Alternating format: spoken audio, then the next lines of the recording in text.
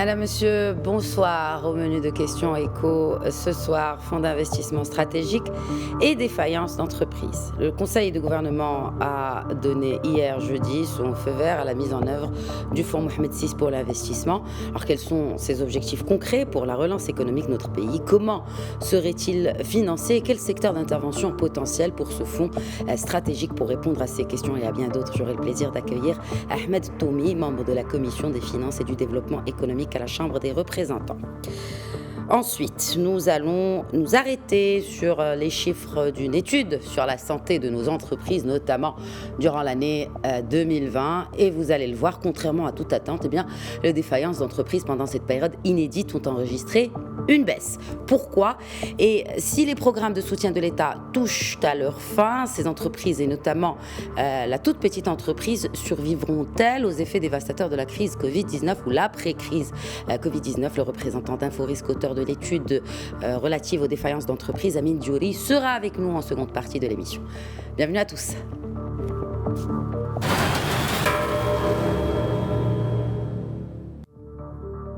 Le projet de décret relatif à la mise en œuvre des dispositions de la loi 76-20 qui porte sur la création du fonds Mohamed VI d'investissement a été approuvé ce jeudi matin, donc hier soir, en Conseil de gouvernement. Retour sur les détails de ce décret et les chiffres principaux de ce fonds dans ce récit de Alam Nali.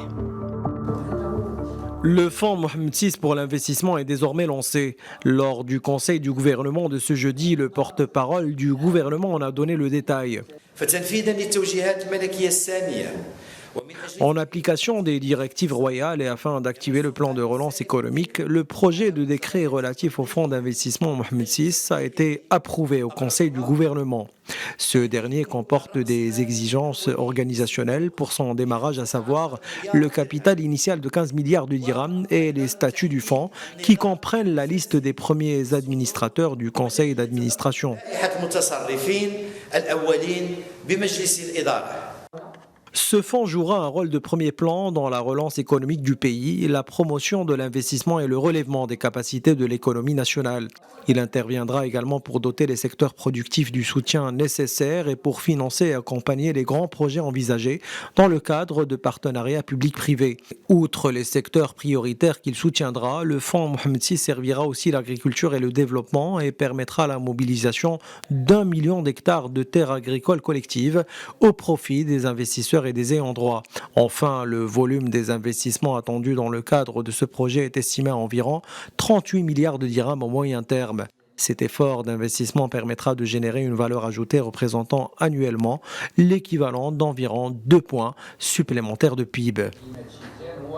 J'ai le plaisir d'accueillir depuis Qal'at Sararna Ahmed Toumi, membre de la Commission des finances et du développement économique à la Chambre des représentants.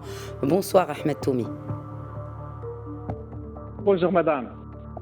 Merci pour l'invitation. Merci à vous de l'accepter. Merci d'être avec nous, Ahmed Toumi. Alors, parlons à présent donc des objectifs. On en a suivi quelques-uns dans ces reportages. Quels sont les objectifs concrets de ce fonds d'investissement Mohamed VI, et notamment à court terme en ce qui concerne cette relance économique très, très attendue?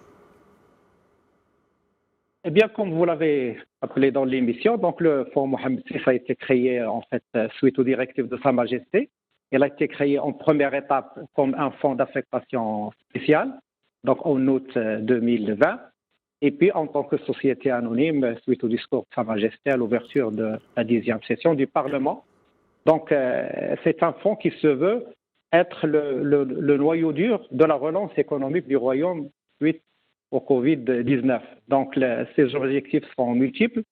Donc, un peu soutenir la relance économique du Maroc, mobiliser les fonds, donc les fonds au Maroc et à l'international. Et comme vous le savez, le Maroc a atteint une certaine limite en matière d'investissement public. Plus de 30% du PIB est investi dans l'infrastructure, ce qui n'est pas tenable. Donc, il faut créer cet outil stratégique pour soutenir les projets stratégiques, mais aussi pour soutenir les petites et moyennes entreprises.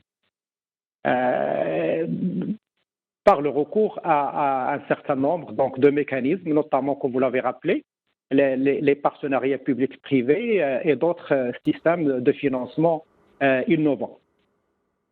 Donc, c'est-à-dire que en fait, finalement, ce fonds d'investissement devra aussi avoir non seulement recours à la dette à l'international, mais aussi sur le plan national. Comment, justement, quel est ce moyen de financement que vous évoquez? Si on pouvait peut-être développer ce point davantage, Ahmed Toumi. Donc les partenariats publics-privés, comme vous le savez, il y a des fonds, il y a les mutuelles, il y a les fonds, les caisses de retraite, le CMR, il y a la CDG, il y a la CMR. Ce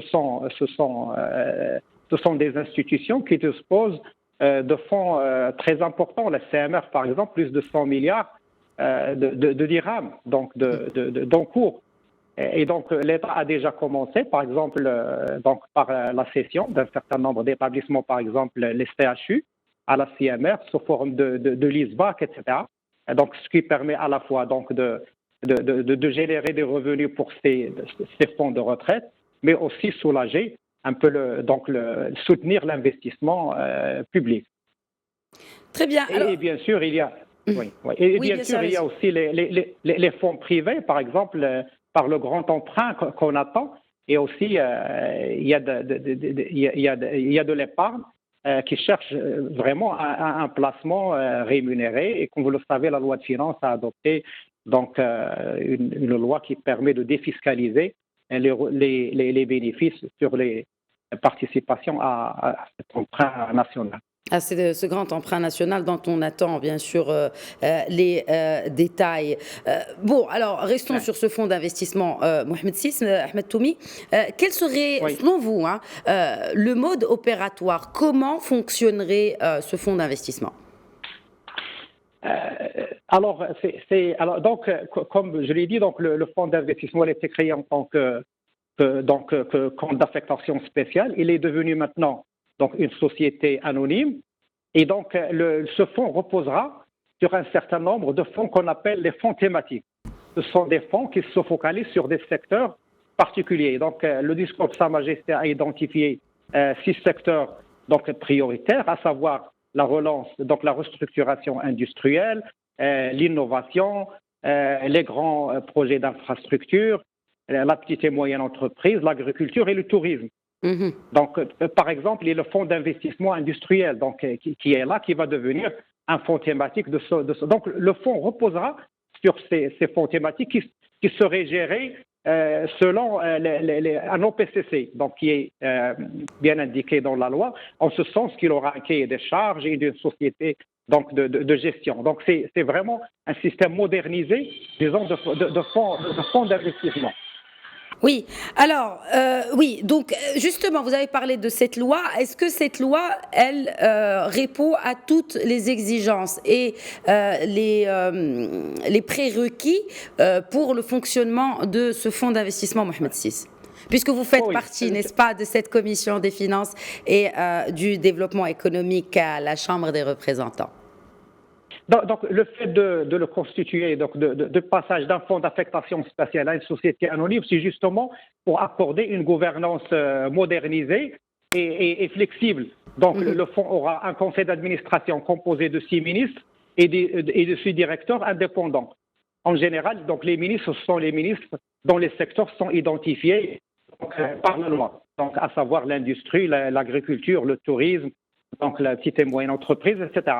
Donc, il aura un comité d'investissement qui, lui, va se charger de l'étude vraiment fine de chaque projet avant de se lancer dans l'investissement sous forme soit de dettes subordonnées ou de fonds propres ou de quasi-fonds propres. Il y a aussi, comme je l'ai dit, donc le fonds va avoir un certain nombre de fonds affiliés qu'on appelle les fonds thématiques qui seraient gérés selon une structure d'OPCC. Donc les organes de participation donc au capital. Donc c'est vraiment une nouvelle mouture, une nouvelle vision des choses en ce qui concerne la relance de l'investissement. Ce n'est plus des véhicules classiques, etc. Donc c'est vraiment une structure modernisée d'investissement. Vous avez parlé des thématiques et je voudrais justement vous poser une question par rapport à cette partie de restructuration financière territoriale. De quoi s'agit-il et quel est le rôle aujourd'hui des territoires, des régions pour justement le placement de ces fonds débloqués via ce fonds d'investissement Mohamed VI pour la relance économique? Quel est le rôle des régions aujourd'hui?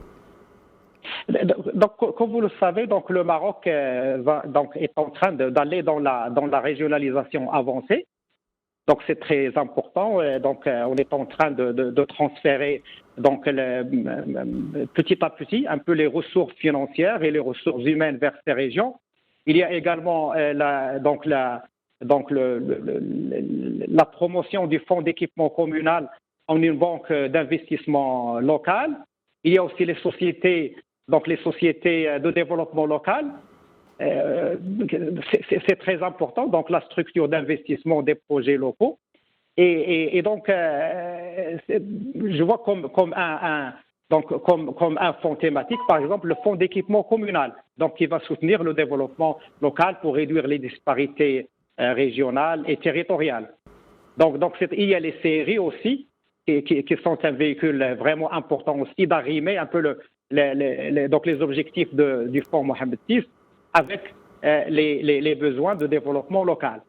Quel est le rôle justement des séries dans la répartition ou en tout cas une répartition optimale, n'est-ce pas, des participations de ce fonds Mohamed VI pour l'investissement dans les régions, puisqu'on reste dans cet aspect régional?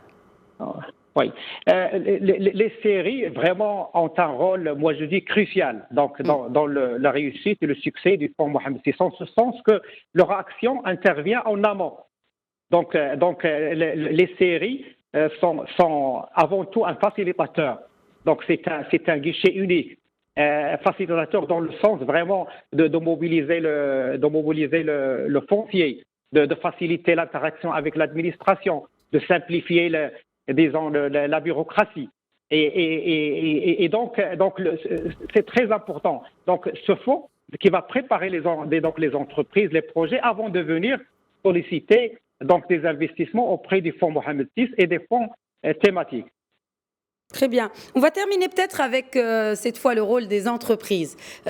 Quel est selon vous aujourd'hui, ou quels seraient les engagements et les obligations des entreprises qui pourraient bénéficier de l'apport et du soutien de ce fonds? Donc, il y a donc un des objectifs du fonds Mohamed VI d'investissement, c'est justement de renforcer donc les capitaux propres des entreprises. On le sait, l'entreprise marocaine souffre de la faiblesse des fonds propres. Donc, ce qui est vraiment demandé aux entreprises, c'est d'abord une bonne gouvernance. Il faut que les entreprises soient gérées de façon moderne, il faut qu'elles soient transparentes, il faut qu'ils diffusent régulièrement de l'information sur leurs activités, il faut qu'ils recrutent les ressources, les techniciens et les cadres, etc. Donc le volet ressources humaines donc, est très important. Il faut aussi, comme je l'ai dit, de la transparence et il faut qu'ils aient une vision, donc et il faut qu'ils soient compétitifs, etc. et conquérantes. Donc le Maroc, donc le chantier africain est très important. Donc on attend de nos entreprises d'être conquérantes. Les outils de financement seraient là. Donc c'est à elles vraiment d'agir pour justement saisir les opportunités qui s'offrent à elles. Merci beaucoup Ahmed Toumi, membre de la Commission des finances et du développement économique à la Chambre des représentants, d'avoir répondu à nos questions. Merci. C'est moi. Merci beaucoup. Et justement, il sera question d'entreprise en seconde partie. À tout de suite.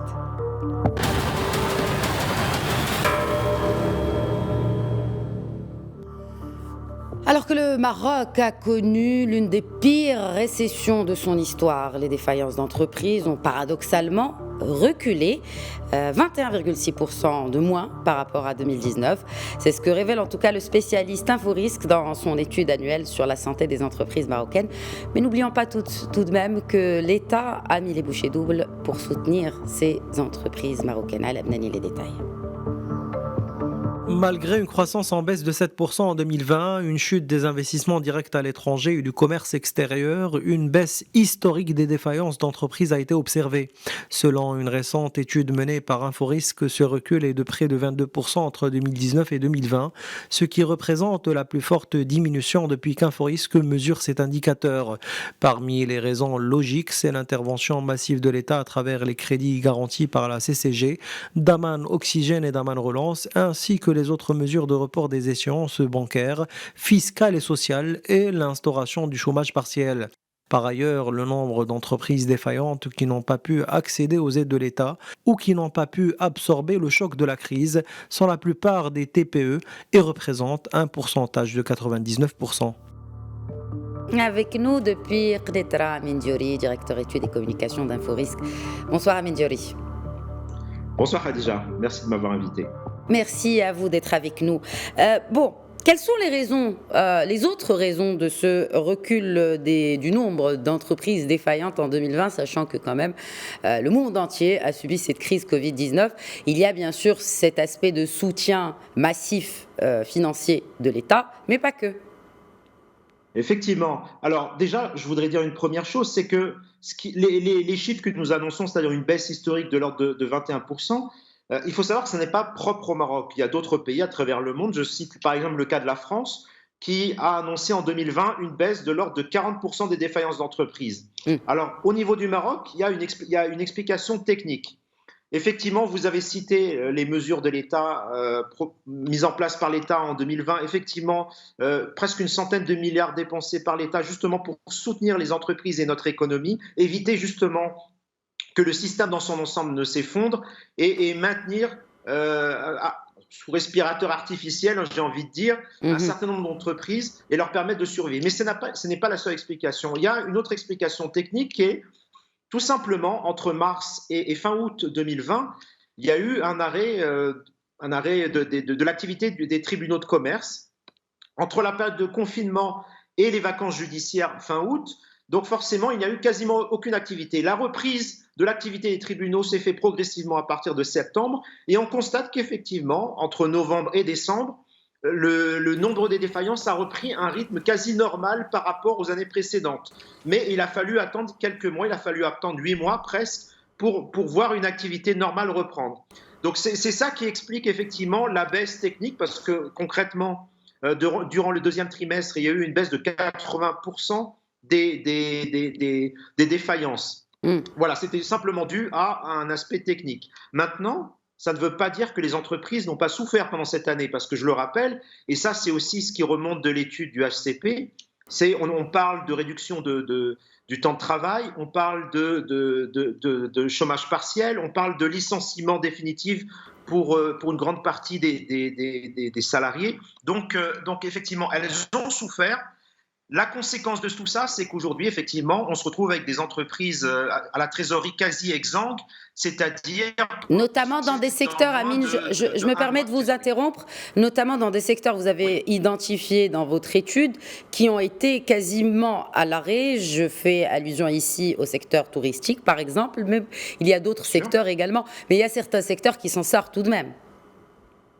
Oui, évidemment. Alors, il est clair qu'avec ce qui s'est passé l'année dernière, les secteurs qui ont le plus souffert, c'est effectivement le tourisme et les activités connexes au tourisme. Je pense par exemple au transport de personnes qui a énormément souffert. Je pense notamment à la location de véhicules où il y a eu beaucoup de casses au niveau de ce secteur. Évidemment, l'hôtellerie, la restauration.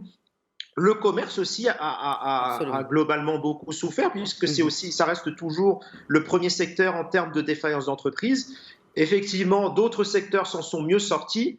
Ils sont rares.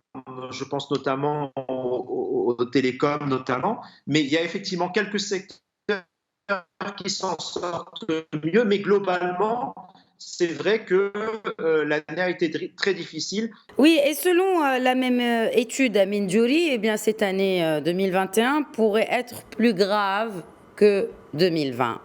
Pourquoi ? Alors, pour plusieurs raisons. Déjà, la première, je pense qu'il y aura effectivement un effet rattrapage. Cette baisse la baisse de 2020 n'était qu'un effet purement technique. mais le rattrapage va se faire très certainement en 2020 pour plusieurs raisons. La première, c'est déjà la fin des aides de l'État. Daman relance et TPE prendra fin mars 2021. Après, effectivement, hormis quelques secteurs qui ont négocié des plans spécifiques, la majorité des entreprises n'auront plus d'aide de l'État. Il va falloir commencer à rembourser les crédits qui ont été reportés par les banques l'année dernière. Il y a les remboursements de Daman Oxygène. Et puis, il faut dire les choses telles qu'elles sont. L'étude HCP le dit, c'est que voilà, en plus de cela, les entreprises ont une trésorerie exsangue. Donc forcément, tout ça mis bout à bout crée un contexte qui est très difficile pour les entreprises. Et puis, rappelons-le quand même, malgré la campagne de vaccination qui a commencé, nous avons toujours une période d'incertitude pour un retour à la normale de l'activité économique, en tout cas pour nos entreprises. Aujourd'hui, effectivement, on est plutôt sur, en tout cas fin 2020, on était sur une baisse globale de l'activité. La reprise se fait progressivement, mais une activité normale, il est encore trop tôt pour le dire, pour une raison très simple. Si on pense au côté exportation, nos propres partenaires étrangers, que ce soit la France, l'Espagne ou l'Union européenne de manière générale, sont englués dans des confinements, dans une campagne sanitaire dont on ne voit pas encore la fin sur 2021. Et en local, effectivement, nous avons également cette problématique de vacciner la totalité de la population et espérer qu'effectivement, on puisse enrayer en grande partie ce Covid et donc, à partir de là, espérer que l'activité reprenne un rythme normal. Ce qui n'est pas encore aujourd'hui, très peu de personnes sont capables de dire précisément quand est-ce que cela arrivera. Et donc, pour toutes ces raisons mis bout à bout, forcément, l'année 2021, et je pense, à mon avis, on aura déjà une première grande tendance dès la fin du premier semestre 2021, sera une année difficile en matière de défaillance d'entreprise. Et qui dit défaillance d'entreprise dit aussi perte d'emploi. Vous le disiez d'ailleurs, chômage partiel ou même licenciement pour certains cas. On l'a vu avec ces chiffres du HCP sur l'emploi qui ont vraiment inquiété beaucoup de personnes. 432 000 pertes d'emploi en 2020. Cela dit, l'essentiel, en tout cas en tout cas 230 000, c'est dans le rural à cause notamment de la sécheresse. Est-ce que vous pensez que parmi les impacts socio-économiques d'abord ce manque de visibilité, mais aussi si les choses ne s'arrangent pas, ne s'améliorent pas durant ce premier semestre, on pourrait connaître plus de pertes d'emploi pour 2021? Oui, effectivement, vous avez raison d'insister dessus. Le corollaire des défaillances d'entreprise, c'est effectivement des pertes d'emploi. Et aujourd'hui, on le voit très bien dans un certain nombre de secteurs. Je discutais notamment il n'y a pas longtemps avec le secteur textile qui souffre énormément. Le début de l'année n'est pas forcément très bon non plus. Donc, ce manque de visibilité va avoir un impact. Les défaillances vont avoir un impact également sur les pertes d'emploi. Et malheureusement, aujourd'hui, très difficile de dire quand est-ce que tout ça s'améliorera. Même en termes de prévision de croissance globale 2021, très fort serait celui qui sera capable de prédire de manière précise à quel taux de croissance on sera réellement. Même si, il y a un effet technique positif, c'est la pluviométrie, l'effet positif sur les campagnes agricoles et donc forcément l'impact positif sur le PIB. Mais sur le PIB non agricole, là par contre, la visibilité pour moi est encore très faible. Alors, dernière question, mieux vaut prévenir que guérir. Justement, quelles sont les mesures préventives selon vous, Amine Djouri, pour, je ne dirais pas éviter, mais pour amortir ces défaillances d'entreprise? Bon, alors, qui dit amortir dit aussi le rôle de l'État derrière tout cela. Et qui dit le rôle de l'État dit est-ce qu'il a la capacité de mobiliser des ressources additionnelles pour justement aider les entreprises, aider les salariés et les personnes qui sont touchées par cette crise Covid? Très honnêtement, aujourd'hui, on le voit clairement, les ressources du fonds Covid ont été quasiment épuisées. Il doit rester à peine 5 milliards de dirhams. Et une partie de ces 5 milliards vont servir à payer l'achat de vaccins. De l'autre côté, on a le budget de l'État avec des ressources budgétaires qui sont en diminution, puisqu'il faut le rappeler quand même, moins de croissance, moins de résultats, c'est moins de TVA, c'est moins d'IS et c'est moins d'IR. C'est moins avec des gens qui perdent d'impôts. Oui, exactement, moins d'impôts qui rentrent. Et de l'autre, il faut continuer, justement, l'État doit continuer à mobiliser son argent justement pour permettre de soutenir l'activité économique, donc avec des déficits budgétaires qui risquent d'être encore élevés cette année. On a un déficit public qui est aussi élevé. Donc concrètement, on n'a pas de marge de manœuvre justement pour refaire ce qu'on avait fait l'année dernière, donc permettre de soutenir. Mais peut-être du côté des entreprises, Amine Djouri, peut-être des mesures préventives rapidement. Du côté des entreprises aussi, d'engagement ou comment doivent-elles justement affronter cette période? Bon, alors après, très honnêtement, c'est vrai qu'on avait parlé de l'engagement des entreprises, de citoyenneté économique, etc. au début du Covid l'année dernière.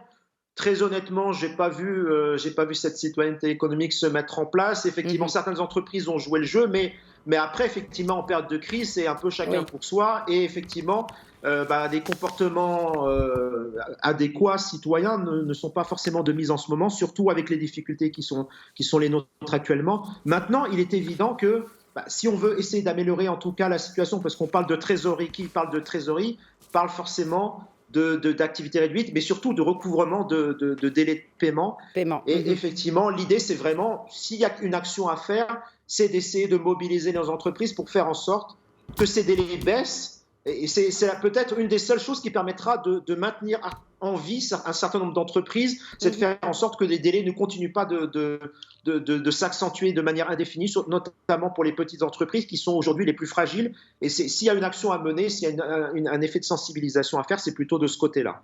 Et c'est pour cela que nous sommes là, n'est-ce pas, Amine Djouri? Merci beaucoup, merci d'avoir répondu à nos questions, merci. Merci à vous.